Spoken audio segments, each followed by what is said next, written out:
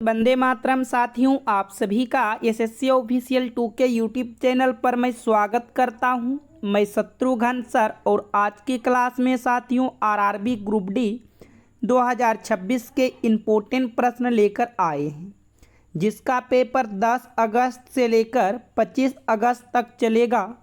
तो वह साथियों आराम से इन क्लास को अंत तक देखिएगा। इसमें कुल 50 इम्पोर्टेंट प्रश्न जो हैं शामिल किया गया है maths, reasoning, GK, GS, science, current affairs के। तो यदि आप एग्ज़ाम निकालना चाहते हैं तो साथियों आपको जो है इन वीडियो को लास्ट तक देखिएगा, बहुत ही इम्पोर्टेंट क्वेश्चन है। तो चलिए साथियों आज की क्लास को शुरू करते हैं। तो ये पहला प्रश्न है। आप इस वीडियो को लाइक नहीं किए हैं तो इस वीडियो को लाइक करके चैनल पर पहली बार आए हो सब्सक्राइब करके नोटिफिकेशन घंटी को ज़रूर आप ऑल पर रखिएगा, ताकि आने वाले इन्फॉर्मेशन आपके पास सबसे पहले पहुंच सके। तो प्रश्न में देखो कहता है साथियों, यदि ए का अर्थ भाग, बी का अर्थ गुना है, सी का अर्थ जोड़ है और डी का अर्थ घटा है, तो निम्नलिखित समीकरण में प्रश्न चिन्ह के स्थान पर क्या होगा। तो ध्यान से आप साथियों यहाँ पर देखिएगा, यहाँ पर आपको 36, उसके बाद देखो बी है, बी का अर्थ जहाँ पर बी है वहाँ पर आपको गुना रखना था। फिर देखो सी है, जिस जगह सी है सी के जगह आपको जोड़ रख देना है। उसके बाद साथियों फिर से देखो ए है, ए के जगह आपको भाग रख देना है। फिर देखो 22 है, फिर डी है, डी के जगह आपको घटा रख देना है। अब बोडमास के नियम के अनुसार आप पहले भाग का क्रिया यहाँ पर करते हो। तो 22 दूना के आपको यहाँ पर 44 होगा, 12 में से 4 जाएगा 8, 8, फिर 22 चौक 88, यानी ये आपका 24 बार में पूर्णतः कटेगा। ये 22 से कितने बार में चला जाएगा, तो यहाँ से देखा जाए तो 24 बार में कट जाएगा। अब 36 मल्टीप्लाई आप 8 करोगे, 8 छा के 48 करी 8 हासिल 4 रहेगा, 8 तिया 24, 24 और 4 आपको 28 मिलेगा। प्लस यहाँ से देखा जाए 24 माइनस क्या होगा साथियों, तो 55 होगा। अब 288 और 24 को आप जोड़िए, 8 और 4 12 करी 2, 8 2 10, 1 11, 2 1 3 हो जाएगा। माइनस आपको अभी 55 करना है, 12 में से 5 चला जाएगा 7 हो जाएगा, 10 में से 5 चला जाएगा 5 होगा, और ये आपका जो है 2 होगा। तो हम कह सकते हैं कि प्रश्नवाचक चिन्ह के स्थान पर 257 प्राप्त होगा, यदि आप सभी जो हैं सी का चयन किए हैं। तो बिल्कुल साथियों आपका यहाँ से राइट आंसर है। तो चलिए अब अगले क्वेश्चन की ओर चलते हैं। तो ये आपके प्रश्न संख्या 2 वेरी इम्पोर्टेंट हैं और आप सभी को पता होगा सीरीज के 100% प्रश्न पूछे जाते हैं। प्रश्न में कहा कि दी गई श्रृंखला में प्रश्न चिन्ह के स्थान पर क्या आएगा। तो ध्यान से देखो, ये आपके प्रश्न चिन्ह का स्थान है और नंबर धीरे धीरे साथियों आपका घट रहा है। तो बताना है सीरीज के हिसाब से कौन सी संख्या आपका हो सकते हैं। 97 से आप 80 पर जा रहे हो, तो यहाँ पर सिंपल -17 की कमी किया गया है। यदि हम 97 से 80 पर जाएंगे तो 17 की कमी। फिर साथियों 80 से आप 63 पर जाते हो तो भी -17 की कमी किया गया। देखो 63 से आप 46 पर जाते हो तो भी आप यहाँ पर देखेंगे -17 की कमी है। बड़े नंबर में छोटे को आप घटा दो, 63 में से 46 घटाएंगे तो 17 प्राप्त होगा। फिर 46 में से 29 घटाते हैं तो फिर भी 17 प्राप्त होता है। अब आने वाली अगला नंबर को देखना है। तो सभी जगह -17 किया गया है, तो यहाँ भी -17 करना है। तो 9 में से 7 चला जाएगा 2 होगा, 2 में से 1 जाएगा 1 होगा। तो इन प्रश्नवाचक चिन्ह के स्थान पर क्या होगा। तो इन प्रश्नवाचक चिन्ह के स्थान पर आपका 12 होगा। और साथियों 12 जो हैं डी विकल्प में दिया गया है, तो डी आपका यहाँ से राइट आंसर होगा। तो चलिए अब आगे की ओर बढ़ते हैं।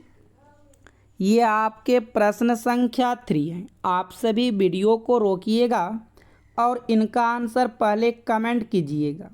जैसे कि यहाँ पर बोला, यदि प्लस और माइनस को परस्पर बदल दिया जाए तथा गुणा और भाग को परस्पर बदल दिया जाए तो निम्नलिखित समीकरण में प्रश्न चिन्ह के स्थान पर क्या होगा। आपको बताना है इन प्रश्नवाचक चिन्ह के स्थान पर क्या प्राप्त हो सकते हैं, लेकिन जहाँ पर प्लस होगा वहाँ माइनस रख देंगे। जैसे यहाँ पर आपका सबसे पहले यहाँ पर हल करते हैं 26, उसके बाद देखो यहाँ गुना है, गुना के जगह साथियों आपको यहाँ पर भाग रख देना है। फिर देखो घटा है, घटा के जगह आपको यहाँ पर प्लस रखना है। फिर भाग है, भाग के जगह यहाँ पर गुना रखना है। फिर प्लस है, प्लस के जगह आपको माइनस रखना है। अब बोडमास के नियम के अनुसार भाग का क्रिया करते हुए आपका 13 बार में कटेगा।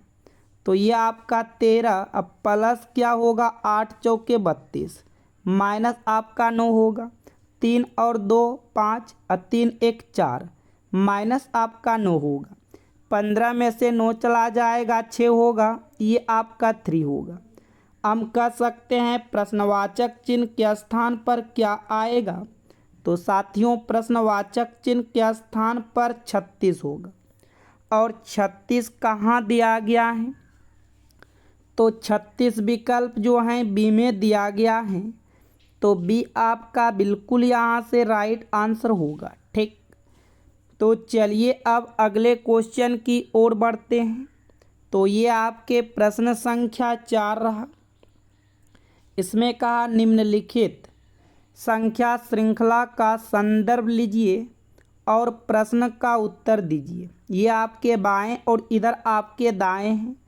ऐसी कितनी सम संख्या हैं। देखो साथियों क्या कहा, ऐसी कितनी सम संख्या हैं, जो बोला आप उनको लिखो, जिनमें से प्रत्येक के ठीक पहले एक सम संख्या, सम के पहले एक सम संख्या, ठीक बाद एक विषम संख्या होना चाहिए। हम कह सकते हैं कि 2 लगातार सम और उसके बाद एक विषम होना चाहिए। जैसे यहाँ पर आपने देखा 4 और 6 लगातार 2 सम, 7 आपके विषम हैं। उसके बाद आगे फिर देखो साथियों, और ऐसा और कोई जोड़ा है क्या। 6 तो आपका सम है, लेकिन इसके आगे या पीछे फिर से विषम है। 8 भी सम है, इसके आगे और पीछे लेकिन विषम है। तो मात्र हम कह सकते हैं कि ऐसा कितना जोड़ा है। तो साथियों ऐसा मात्र आपका एक जोड़ा है। यदि आप सी का चयन किए हैं तो बिल्कुल आपके जो हैं यहाँ से राइट आंसर है। तो चलिए साथियों अब हम बढ़ते हैं अगले क्वेश्चन की ओर। तो ये आपके प्रश्न संख्या 5 है। इन्होंने कहा किसी निश्चित कूट भाषा में LABBIRDSET को इस प्रकार के रूप में और SETWEBHALL को इस प्रकार के रूप में कूटबद्ध किया जाता है। उस भाषा में SET को किस प्रकार कूटबद्ध किया जाएगा। जिसका भी कूट पूछे साथियों आप उन्हीं को पकड़ो। जैसे SET का कूट पूछा तो यहाँ भी आप SET को पकड़ो और यहाँ भी आप SET को पकड़ो। इन दोनों में देखो अब फिर कॉमन क्या है, अच्छे तरीके से इन दोनों में देखा जाए तो साथियों यहाँ पर भी EF हैं और यहाँ पर भी EF हैं। तो हम कह सकते हैं कि SET का कूट जो बनेगा वह आपका EF बनेगा। और EF कहाँ पर है, तो EF आपके विकल्प ए में दिया गया है। तो ए साथियों आपका यहाँ से सही आंसर होगा। तो उम्मीद और आशा करते हैं कि आप यहाँ तक प्रश्न को समझ चुके हैं। तो चलिए अब नेक्स्ट प्रश्न की ओर। तो ये आपके प्रश्न संख्या 6 रहा। इनमें कहा कि PI 13 का संबंध एक निश्चित तरीके से SM17 से है। उसी प्रकार HA24 का संबंध KE28 से है। समान तर्क का अनुसरण करते हुए RK35 का संबंध दिए गए विकल्पों में से किससे होगा? तो साथियों वेरी सिंपल हैं। जो पैटर्न आप PI13 से SM17 के साथ लगाइएगा, जो पैटर्न HA24 से KE28 लगाइएगा, वही पैटर्न आपको RK35 में भी लगाना है। ऐसे हम सभी जानते हैं P का नंबर 16, S का 19, तो यहाँ हम +3 कर सकते हैं। I का नंबर 9, M का नंबर 13, तो यहाँ +4 कर सकते हैं। फिर 13 और 13 से 17 पर जाना है, +4 होगा। सेम पैटर्न देखना है। H का नंबर 8, K का 11, प्लस यहाँ भी 3 किया गया। A का नंबर 1, E का नंबर 5, यहाँ भी साथियों +4 हुआ। 24 से 28 पर जाने के लिए यहाँ भी +4 किया जाएगा। तो आपको सेम RK35 का संबंध ढूंढना है। तो R का नंबर 18, 18 और 3 आपका क्या होगा 21, 21 पर क्या आएगा भी आ जाएगा। फिर K का नंबर 11, 11 4 15, क्योंकि आगे 4 प्लस किया गया तो 11 में 4 को जोड़ेंगे 15 होगा। 15 पर आपका O आएगा। ठीक, 35 में भी 4 को जोड़ दो तो 35 4 39 होगा। तो देखो साथियों VO 39 कहाँ पर है?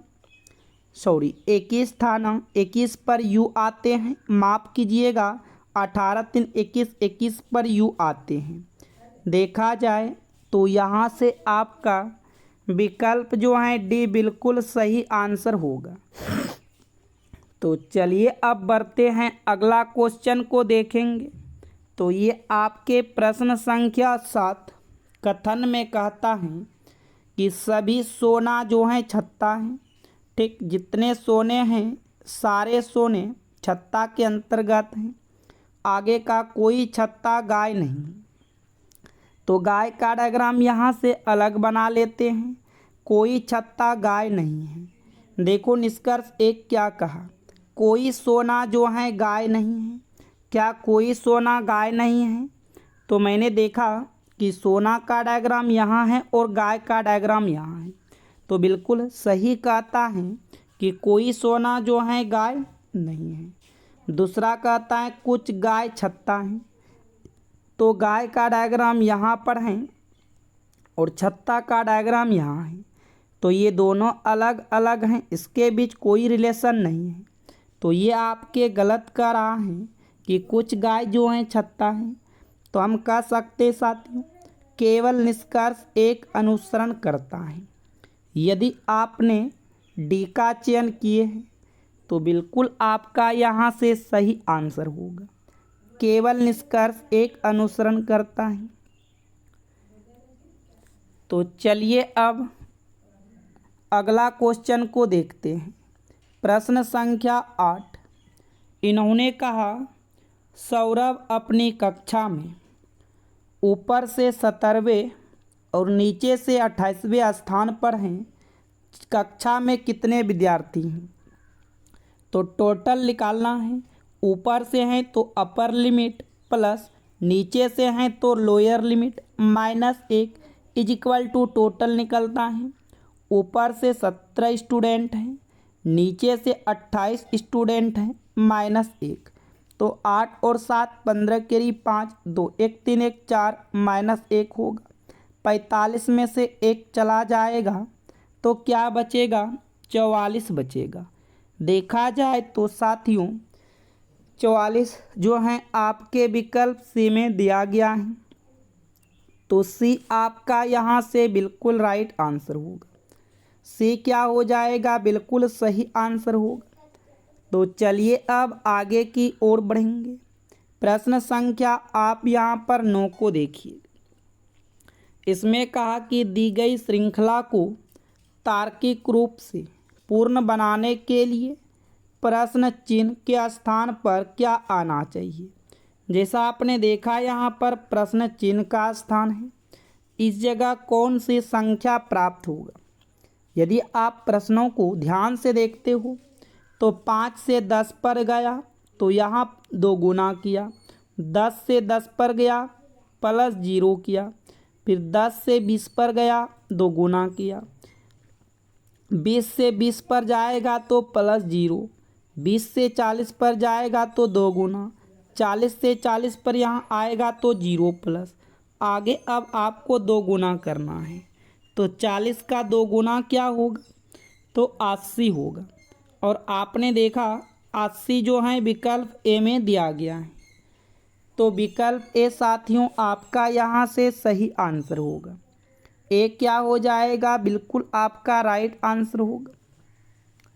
तो चलिए अब अगले क्वेश्चन की ओर।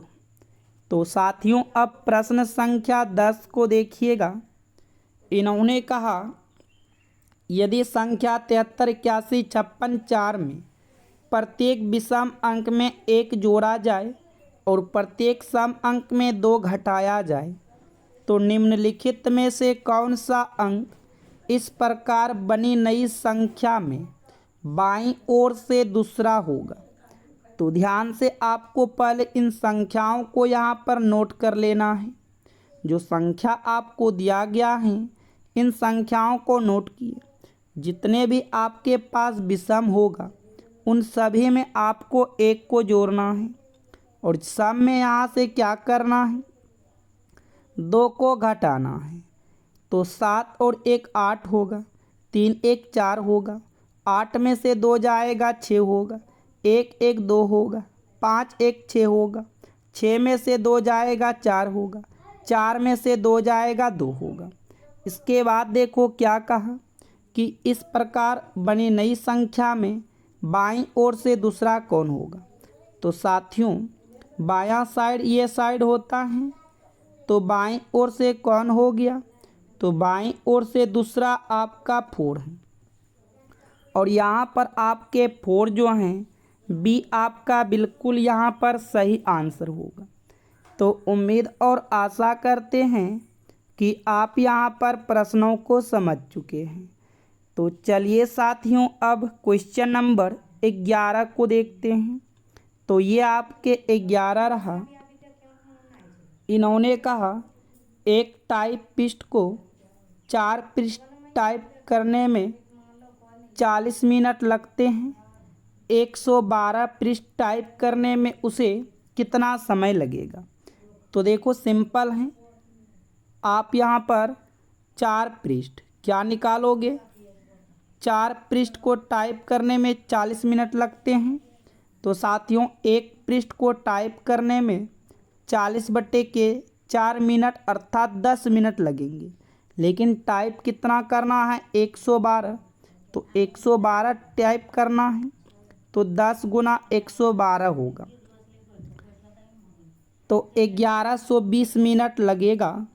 यदि आपने यहाँ से डी का चयन किए होंगे तो बिल्कुल आपका सही आंसर होगा। और एक प्यारा सा कमेंट करके आप ज़रूर बताइएगा अपना सिटी, अपना एग्ज़ाम की डेट, तारीख, कहाँ पर हैं, कब हैं, कौन सा दिन है। तो चलिए अब आगे की ओर बढ़ते हैं। 12 नंबर को देखिएगा। साथियों इन्होंने कहा अंग्रेजी वर्णमाला क्रम के आधार पर दी गई श्रृंखला में प्रश्न चिन्ह के स्थान पर क्या आएगा। तो साथियों आपका ये प्रश्नवाचक चिन्ह है, यहाँ पर बताना है क्या आएगा। और हमेशा ऑप्शन को भी ध्यान से देखो। सेकेंड नंबर तक YH है, क्या आपको 2 लेंथ चेक करने की आवश्यकता नहीं है, आप डायरेक्ट अंत वाले को चेक करो, क्योंकि सेकेंड नंबर तक तो YH दिया ही गया है। B से आप C पर जाओगे 1 प्लस, C से आप D पर जाओगे 1 प्लस, D से आप E पर जाओगे 1 प्लस, आगे भी 1 प्लस करोगे तो साथियों F होगा, तो लास्ट वाले टर्म F होगा। ऐसा आपका मात्र विकल्प जो है A में दिया गया है, तो A बिल्कुल यहाँ से आपका करेक्ट होगा। A क्या होगा, राइट आंसर होगा। अगला क्वेश्चन देखिएगा, मैथ्स के हैं बहुत ही इम्पोर्टेंट प्रश्न आपके शामिल हैं, ठीक हैं, एग्जाम के लिए। और इस टाइप के प्रश्न आपके पेपर में साथियों पूछा जाता है। पेपर पेन को लेकर बैठिए और आप खुद से पहले प्रश्नों को हल कीजिए। प्रश्न में कहा कि 74-36 को 13:31 के अनुपात में बांटा जाता है, तो छोटे भाग का मान क्या होगा। कभी भी अनुपातिक राशि वाले आते हैं आप अक्स लगा दो। जैसे यहाँ पर हम 13 अक्स अब प्लस क्या कर देंगे 31 अक्स कर देंगे, इनको जोड़ेंगे तो वह आपके 74 और 36 के बराबर होगा। अब जोड़िएगा 3 और 4 हो गया, 3 1 4 44 एक्स बराबर आपका 74 और 36 हो गया। अब साथियों आपको 44 से क्या करना होगा, भाग लगाना होगा। तो चलिए 44 से भाग हम 74 और 36 में लगाते हैं। तो एक बार में आपको यहाँ पर 44 रखना है, 0 होगा 3 होगा, इधर आपका 3 होगा। अब ये आपका जो है 7 बार में चला जाएगा, 7 चौक के 28 होगा, हासिल 2, 7 चौक 28 2 30, 7 बार में ज़्यादा हो रहा है। तो यहाँ से आपको 6 बार में भाग लगाना है। तो 6 चौक के 24 केरी 4, हासिल 2, 6 चौक के 24 4 26 होगा, 13 में 4 चला जाएगा 9 होगा, 9 में 6 चला जाएगा 3 होगा। उतरेगा यहाँ से कौन, उतरेगा यहाँ से 6। अब देखो साथियों ये आपका 9 बार में चला जाएगा, 9 चौक के 36, 9 चौक के 36 3 39, यानी कि हम कह सकते हैं 169 बार में पूर्णतः चला जाएगा। तो यहाँ से आपको इसको जो है 169 से कट कर देना है। तो अक्स का मान जो है आपका 169 आया, ठीक। अब यहाँ पर पूछा छोटे भाग का मान, तो छोटे भाग आपका 13 अक्स है, तो 13 को आप 169 के साथ गुना करोगे, 13 17 केरी 7, हासिल 1, 13 78, और आपको यहाँ 13 17 से हासिल 11 बचा। इसको आप जोड़िएगा 8 1 9 7 1 8, 89 केरी 9, ठीक है साथियों। और ये आप देखो 97 इकाई के स्थान पर होना चाहिए। तो ऐसा जो है आपका विकल्प ए में दिया गया है। तो ये साथियों आपका यहाँ पर बिल्कुल राइट आंसर होगा। तो चलिए अब अगले क्वेश्चन को देखिएगा। प्रश्न संख्या आपका ये 2 रहा। इसमें से देखो कहा 2197 मीटर लंबी रस्सी को 6:7 के अनुपात में काटा जाता है, दोनों टुकड़ों की लंबाई में अंतर होगा। तो दोनों टुकड़ों के लंबाई का अंतर बताना है। तो सबसे पहले तो आपको यहाँ पर 6 और 7 में काटा गया, यानी कि आप कह सकते हो 6 अक्स और 7 अक्स, यही आपका किसके बराबर होगा 2197। 7 और 6 13 अक्स होगा, तो ये आपका 2197 के बराबर होगा। तो आपको पता होना चाहिए कि 13 से ये कितने हाली जाएगा।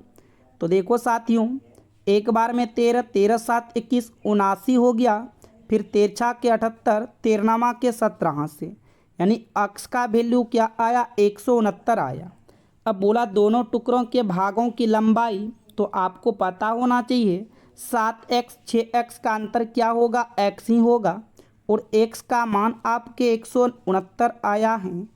तो यहाँ से आपका 169 ही होगा।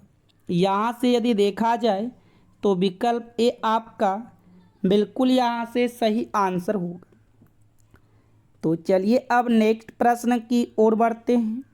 प्रश्न संख्या आपका ये 3 रहा, बहुत इम्पोर्टेंट है। आप यहाँ पर खुद से पहले हल करो प्रश्नों को। यहाँ पर कहा A/B बराबर 3/4, B/C बराबर 6/5 है। तो इनका मान बताना। यहाँ पर साथियों आपका अनुपात होगा, इस बीच में क्या होगा अनुपात। तो A का मान 3 है, तो A की जगह आपको 3 को रख देना है। उससे पहले आपको देखो ABC का मान निकालना होगा। तो यहाँ पर आप लिखो ABC, तो A/B 3:4 है तो आप 3:4 रखिएगा। B/C, तो B के सामने 6, C के सामने 5, ये आपका 4 होगा। अब यहाँ पर आपका 6 होगा। अब देखो मल्टीप्लाई करेंगे, 6 18, 6 चौके 24, 5 चौके 20 हो जाएगा। अब यहाँ से साथियों आप कट करते हो, देखो ध्यान से, 2 से ये आपका 9 होगा, ये आपका 12 होगा, ये आपका 10 होगा। अब आपको सिंपल A का मान 9 आया, B का मान 12, C का मान 10, तो सभी का मान को पुट करेंगे तो A का मान 9 है, उसके बाद है 9 अब प्लस C का मान 10 है, तो 9 अनुपात क्या होगा, 9 अनुपात 29 होना चाहिए। सॉरी 19 होगा। 9 अनुपात क्या होगा साथियों, 19 होगा। देखा जाए तो यहाँ पर आपके विकल्प जो हैं सी में दिया गया है, तो सी आपका राइट आंसर हो जाएगा। तो चलिए अब अगले क्वेश्चन की ओर, प्रश्न संख्या 4 को देखिएगा। तो ये आपके प्रश्न संख्या 4 हैं। इसमें का 64, 128 एवं 160 का लघुत्तम समापवर्तक क्या होगा। तो ध्यान से आपको इसका एलसीएम निकालना है साथियों। तो ध्यान से आप देखो, पहले 2 से आपका जाएगा, ये आपका 32 हो जाएगा, ये आपका 64 हो जाएगा, ये आपका 80 हो जाएगा। 2 से देखा जाए तो ये 16 होगा, ये 32 होगा, ये आपके 40 होगा। पुनः साथियों आपको 2 से खिलाना है, 8, 16 और ये आपका 20 होगा। पुनः यहाँ से 2 से जाएगा, 4, 8 और ये आपका 10 हो जाएगा। फिर से आपका 2 से खिलाना है, 2, 4, 5, फिर से आपको यहाँ 2 से खिलाना है, 1, 2 और साथियों आप थोड़ा सा ध्यान से देखो, ये 5 होगा। अब नहीं खाएगा, सभी को आपस में गुना करो, 2 दूना के 4 होगा, 4 दूना के 8 होगा, 8 दूना के 16 होगा, 16 दूना के 32 होगा, 32 दूना के 64 और इधर आपका ये 5 है, तो 64 गुना 5, 5 के 20, 56 30 2 32। हम कह सकते हैं कि इनका एलसीएम जो आएगा वो 320 होगा। और आपने देखा विकल्प ए में दिया गया है, तो साथियों विकल्प ए आपका राइट आंसर होगा। तो चलिए अब अगले क्वेश्चन की ओर बढ़ते हैं। तो ये आपके प्रश्न संख्या 5 रहा। देखो 25, 30 एवं 60 का लघुत्तम समापवर्तक क्या होगा। पुनः आपको एलसीएम निकालना है 25, 30 और 60 का। देखा जाए तो ये आपका 2 से भाग लगेगा आराम से, 30 का आधा 15 होगा, 60 का आधा 30 होगा। पुनः साथियों 3 से भाग लग जाएगा, देखो 3 पचे के 15 और ये आपका 3 ढंग के 30 होगा। अब 5 से भाग लगेगा, 25 25 1, 5 दूना 10। सभी को आपस में मल्टीप्लाई कर लेना है। तो देखो मल्टीप्लाई करने के बाद कितना आता है, 3 दूना के 6, 6 पंचे 30, 30 पंचे 150, 150 गुना 2 कीजिएगा तो 300 आएगा। तो इसका एलसीएम क्या मिला, तो इसका एलसीएम देखा जाए तो 300 मिला। यानी आप कह सकते हैं कि 300 अर्थात विकल्प डी आपका बिल्कुल यहाँ से राइट आंसर होगा। तो चलिए अगले क्वेश्चन को देखेंगे। यहाँ से आपके साइंस के बहुत इम्पोर्टेंट प्रश्नों को सम्मिलित किया गया है। तो आप सभी अच्छे तरीके से इन सभी प्रश्नों का उत्तर दीजिएगा।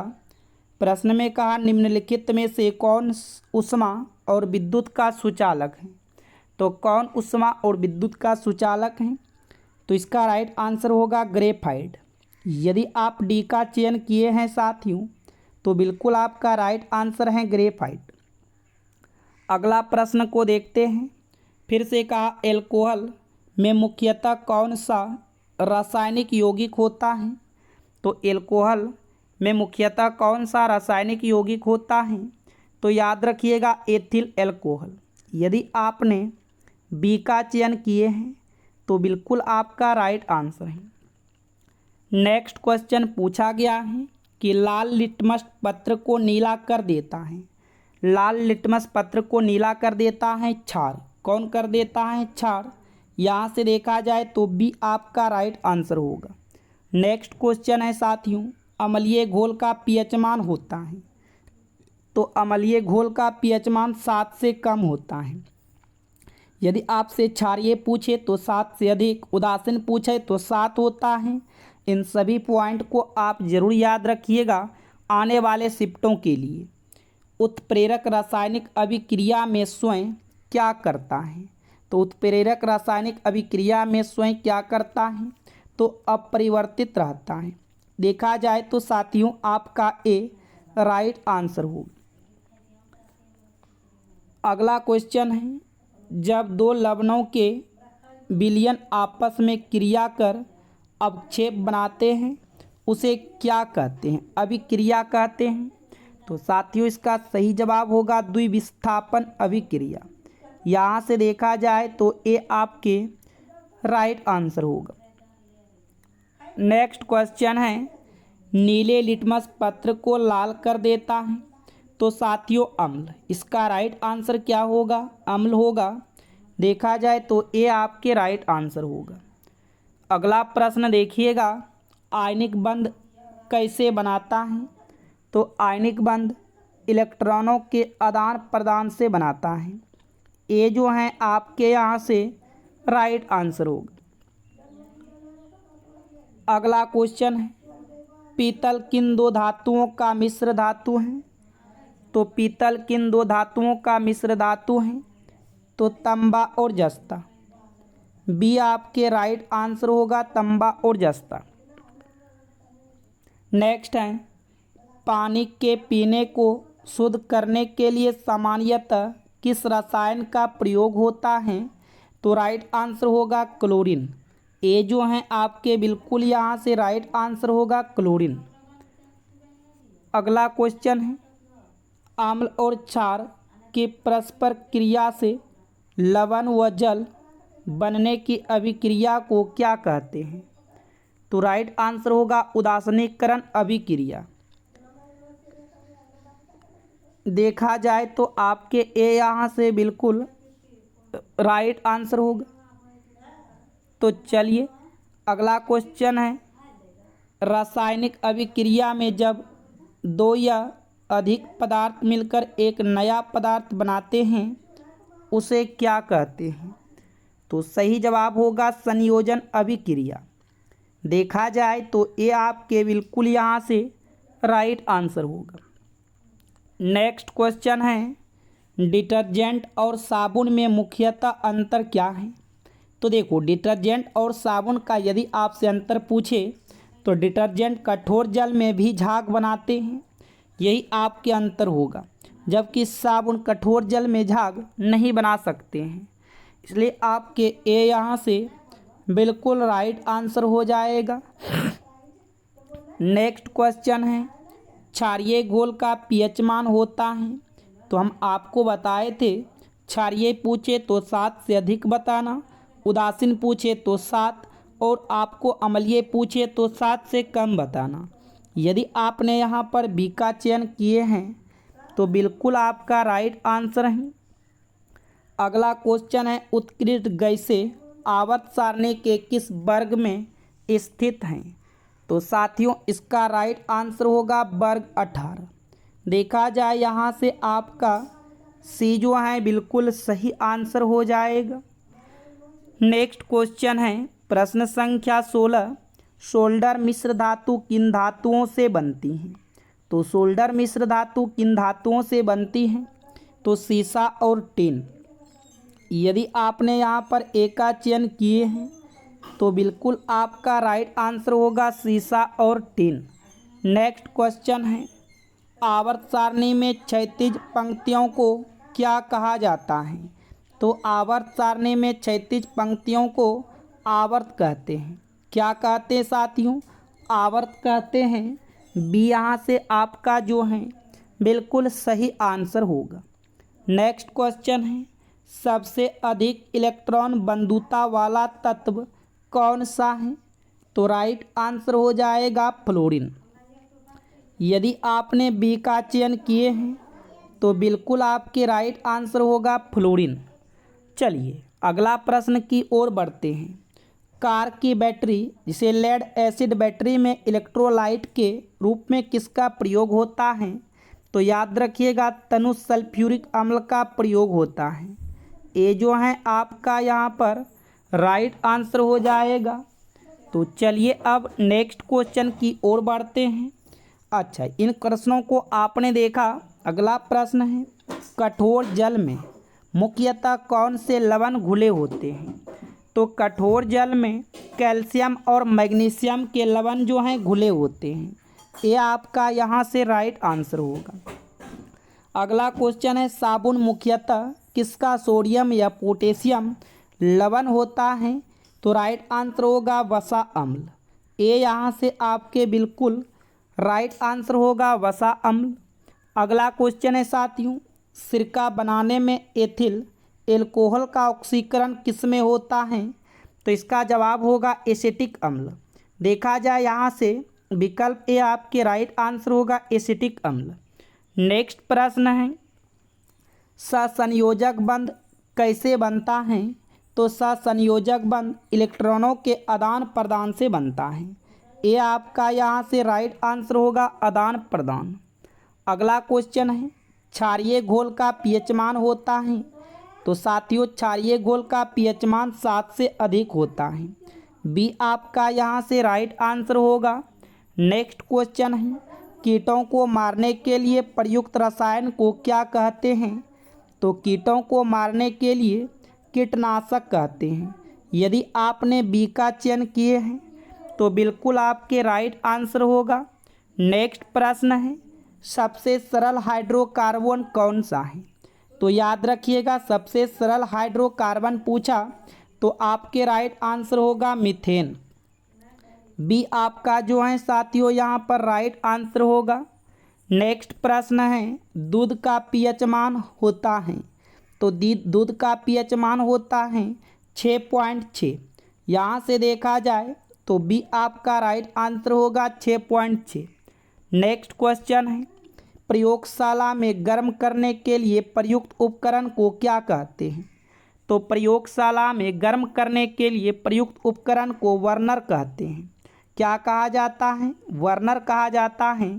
यहाँ से ए जो है बिल्कुल आपके राइट आंसर होगा। अगला क्वेश्चन है, रेफ्रिजरेटर में पहले किस गैस का प्रशीतक के रूप में प्रयोग होता है जो ओजोन परत के लिए हानिकारक थी? तो इसका राइट आंसर होगा क्लोरोफ्लोरोकार्बन। यहाँ से देखा जाए तो ए बिल्कुल आपके राइट आंसर होगा।